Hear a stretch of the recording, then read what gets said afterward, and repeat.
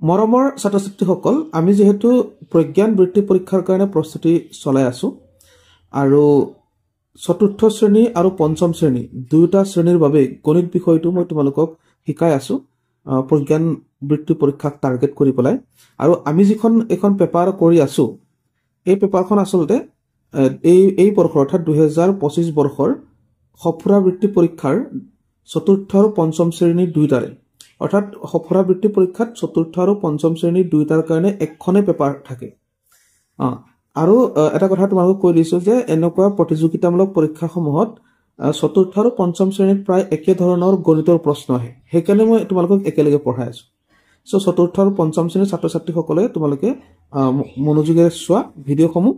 ইয়াৰ আগৰ ভিডিঅ'সমূহ তোমালোকে চাই লবা ঠিক আছে ইতিমধ্যে আমি এই প্ৰশ্নকাকতখনৰ 71 লৈকে কৰিলো গণিতৰ পাৰ্টটো ঠিক আছে গতিকে আজি আমাৰ আছে 72 পৰা ঠিক আছে সো ইয়াত কি কৈছে পঢ়িলা তোমালোকে কৈছে তলৰ কোনটো সংখ্যাক 15 35 বা 60 ৰে হৰণ কৰিলে প্ৰতিবাৰতে 9 বাকি থাকিব ঠিক আছে 9 বাকি থাকিব বুলি কৈছে সো কি কৰিব লাগিব আমি এইটোৰে এই কেটাৰ আমি লসাগু লম এই কেটাৰ লসাগু লম ঠিক আছে লসাগু লৈ পেলাই কি কৰিম এই লসাগুটোৰে এই কেটা মানে আমি বাৰ দি চাম আৰু চাব লাগিব তাৰ কোনটো 9 বেছি হৈ আছে ঠিক আছে বাৰ দি চাম মানে 9 বেছি হৈ থাকিব লাগিব 9 ভাগ থাকিব তাৰ মানে সো আমি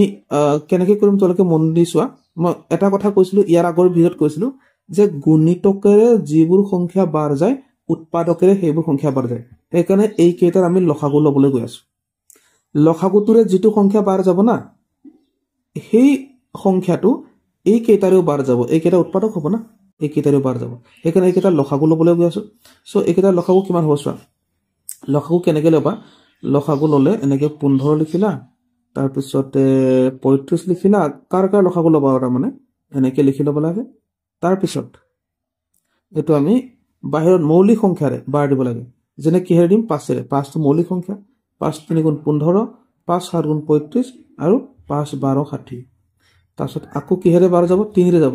3 ৰে 3ক এবাৰ 7ক বাৰ না যায় নমাই দিব লাগে আৰু 3 4 গুণ 12 আকৌ কিহেৰে বাৰ যাব 2 ৰে বাৰ যাব কাৰণ গোটেই কিটা মৌলিক হ'ব লাগিব না ওকে 2 গুণ 4 হৈ গল গোটেইতে মৌলিক পাই গলো কোনটো 5 3 2 7 আৰু 2 গোটেই কিটা কি হৈ গল মৌলিক হৈ গল গোটেই কিটা পূৰণ কৰি দিব লাগে ঠিক আছে গোটেই কিটা পূৰণ কৰিলে চোৱা কি পাম 2 ৰে যদি আমি 2 পূৰণ কৰো কিমান পাম 2 2 গুণ 4 ঠিক আছে 4 ৰে যদি আমি 5 পূৰণ কৰো 4 5 গুণ 20 পাম ঠিক আছে কি পালো 20 পালো আৰু 20ক যদি 3 ৰে পূৰণ কৰো 3 20 60 ঠিক আছে কি পালো 60 তেতিয়ালে আমাৰ কি থাকিলে 60ক আমি 7 ৰে পূৰণ কৰিম ঠিক আছে এইটো 7 0 গুণ 0 7 6 গুণ 42 ওকে এইটো 7 6 গুণ 42 এইটো কি হয় এইটো 15 35 আৰু 60ৰ গুণিতক অৰ্থাৎ এই গুণিতকটো নিজে নিজকে বাৰ যায় মই সেইকাৰণে কৈছিলো যে এই কেইটাৰ গুণিতকটোৰে বাৰ দিম তাৰ মানে ঠিক আছে এইটো নিজে নিজকে বাৰ যাব ঠিক আছে বাৰ যাব কিন্তু কি হ'ব লাগিব বাকি থাকিব লাগিব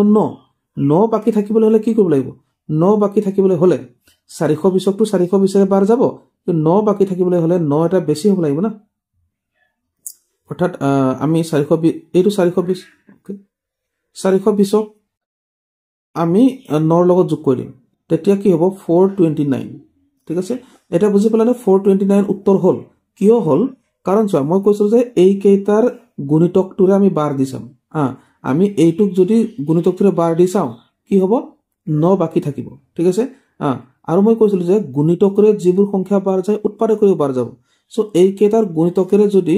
429ক বাৰ দিয়ে 9 বাকি থাকে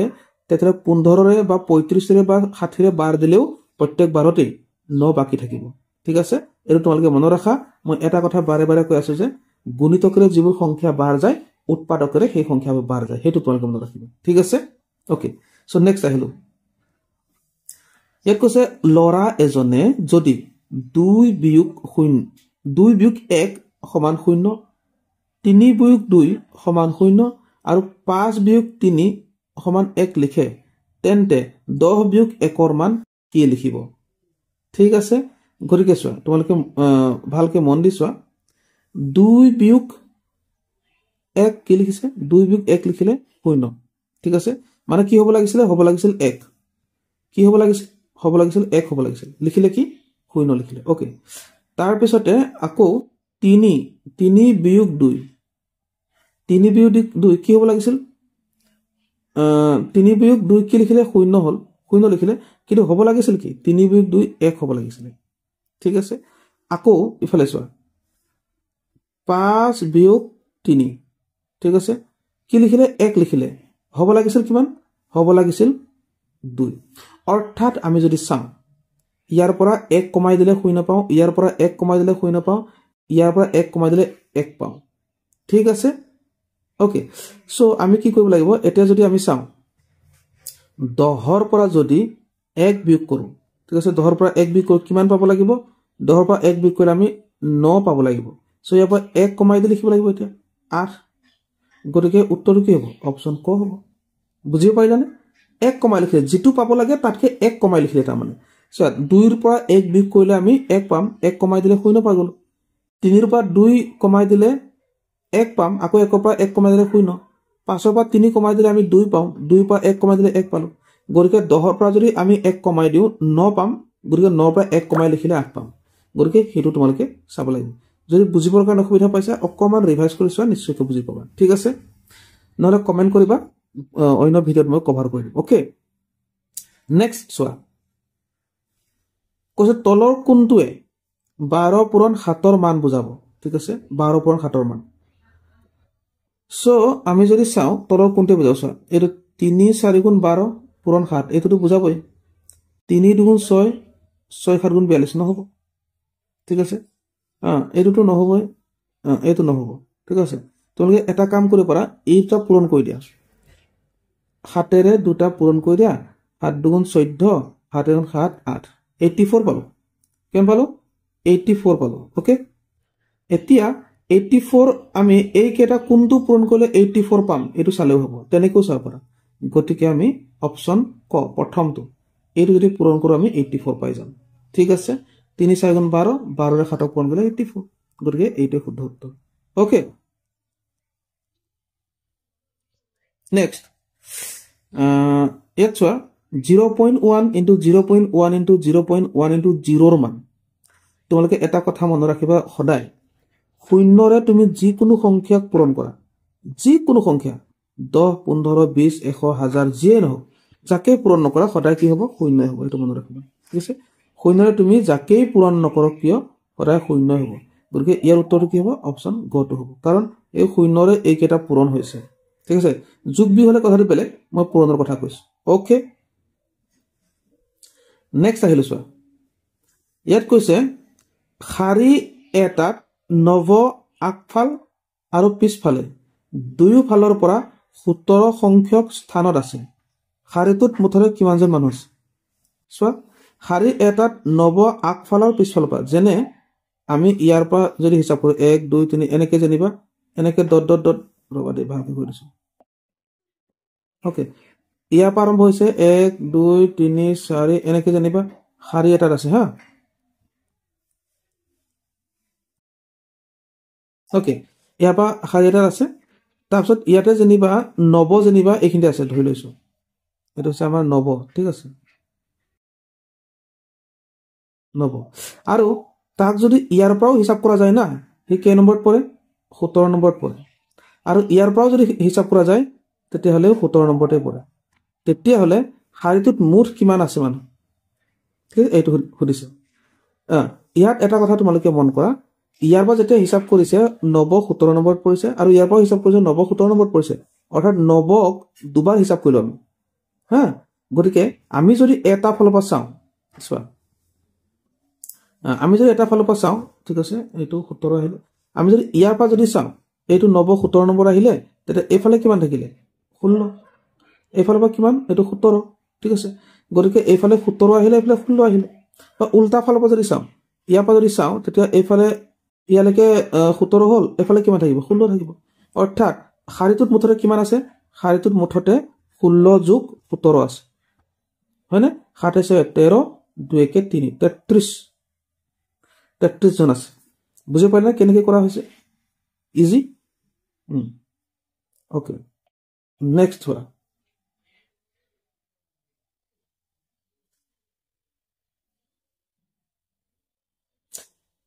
ইয়াত কৈছে চোৱা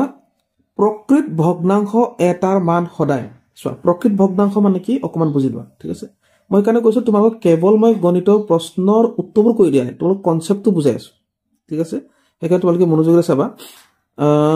প্ৰকৃত ভগ্নাংশ বুলি ক'লে সদায় তোমালোকৰ হৰটো সদায় লবটোতকৈ ডাঙৰ হয় ঠিক আছে হৰটো কোনটো তলৰটো হৰ বুলি কয় লবটো সদায় সৰু হয় ঠিক আছে তলৰটো ডাঙৰ তাৰমানে তলৰটোক হৰ বুলি কয় আৰু ওপৰটোক লব বুলি কয় এইটো হৈছে আমাৰ কি ভগ্নাংশ এটোকে ভগ্নাংশ বুলি কয় ভগ্নাংশত কি কি থাকে ভগ্নাংশ ঠিক আছে এটো ভগ্নাংশত কি থাকে ভগ্নাংশত লব আৰু হৰ থাকে ওকে লব সদায় ওপৰত হৰ তলত ঠিক আছে গতিকে কি হ'ব এতিয়া ইয়াৰ উত্তৰটো কি হ'ব তোমালোকে ক'বই পাৰিবা এতিয়া যে প্ৰকৃত ভগ্নাংশ এটাৰ মান সদায় একতকৈ ডাঙৰ একতকৈ সৰু একৰ সমান ক'ব নোৱাৰে সদায় একতকৈ সৰু হয় ঠিক আছে একতকৈ সৰু হয় কেনেকে তলৰটো যদি মানে ডাঙৰ হৈ যায় না ওপৰটো যদি সৰু হৈ যায় এইটো একতকৈ সৰু সংখ্যা পাবা সদায় তুমি যেই নলোৱা ঠিক আছে এইটো তলৰটো যদি ডাঙৰ লোৱা ওপৰটো যদি সৰু লোৱা সদায় একতকৈ সৰুৱে পাবা ওকে সেইটো মনত ৰাখিবা তলৰটো যদি ডাঙৰ 3 এফালে 3 পা 2 সদায় একতকৈ সৰু সংখ্যা পাবা কাৰণ কেলে তলৰটো আৰু ওপৰটো সমান হলেহে 1 হ'ব ঠিক আছে তলৰটো আৰু ওপৰটো সমান হলেহে 1 হ'ব যদি তলৰটোতকৈ ওপৰটো ডাঙৰ হৈ যায় তেতিয়া মানটো ডাঙৰ হৈ যাব দেই সেইটো মনত ৰাখিবা গতিকে অপচন খ টো শুদ্ধ উত্তৰ নেক্সট ইয়াতে তোমালোকে চিত্ৰটো দেখিছা তলৰ কোনটো সংখ্যাই চিত্ৰটো ৰং কৰা অংশখিনি বুজাব ৰং কৰা অংশ ইয়াত এটো কৰিবৰ কাৰণে কি কৰিব লাগে সদায় মুঠতে কিমান আছে চাই ল'ব লাগে 1 2 3 4 5 6 7 8 9 10টা আছে কেটা আছে 10টা আছে ৰং কেটা কৰা আছে মাত্ৰ দুটা গৰে এটুকে যদি চাও তোমালোকে সদায় এটা কথা মনত ৰাখিবা 10 যদি হৰণ হয় এটা অংকৰ আগত দশমিক বহিব একানে এটো এনেকে হ'ব 2 আগত দশমিক বহি যাও তাৰমানে 10 হৰণ হৈছে না তুমি সদায় মনত ৰাখিবা কোনো এটা সংখ্যা 10 যদি হৰণ হয় সদায় এটা অংকৰ আগত দশমিক বহিব আৰু এটা एग्जांपल দিছো 53 তলত যেনিবা 10 আছে তেতিয়াও তোমালোকে কি কৰিবা এটা আগত দশমিক দিয়া অৰ্থাৎ 3 আগত দিলো দশমিক হৈ গল এনেকে ওকে তাৰ পিছত চোৱা নেক্সট দুটা ভিন্ন মৌলিক সংখ্যাৰ সাধাৰণ উৎপাদক কেটা হ'ব মৌলিক সংখ্যা কথা হৈছে দুটা ঠিক আছে মৌলিক সংখ্যা মানে কি যিবিলাক সংখ্যাৰ উৎপাদক মাত্ৰ দুটা থাকে এক আৰু সংখ্যাৰ নিজে অৰ্থাৎ সেই সংখ্যাবিলাকক আন সংখ্যাৰে হৰণ না যায় যেনে 3 আন সংখ্যাৰে হৰণ না যায় নিজে নিজকে বাৰ যায় অন্য সংখ্যাৰে বাৰ না যায় ঠিক আছে 3 ৰে 3 এবাৰ তেনেকুৱা মানে কিন্তু মই যদি 4 ৰ কথা যদি চাও